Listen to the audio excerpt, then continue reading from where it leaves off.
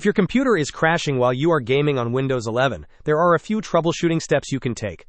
Firstly, ensure that your game meets your system's requirements, and conversely that your system meets the game's system requirements.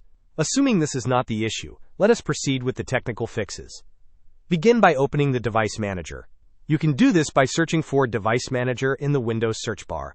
Once Device Manager is open, expand the list under Display Adapters. Locate your graphics card, right-click on it, and select Update Driver. Follow the prompts to update your graphics drivers. If updating your drivers does not resolve the crashing, the next step involves adjusting your graphics settings.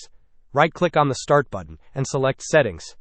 In the Settings window, navigate to System, then click on Display. Scroll down and select Graphics. Under Graphics Performance Preferences, you should see a toggle switch for hardware-accelerated GPU scheduling. Turn this switch on. Finally, ensure your Windows operating system is up to date. Go to Windows Update and check for any available updates. Install all pending updates to ensure you are running the latest version of Windows 11. If these three solutions do not resolve the game crashing issue, it may indicate that your system hardware is not sufficient to run the game effectively, and you might need to consider upgrading your system components. Hope this was helpful.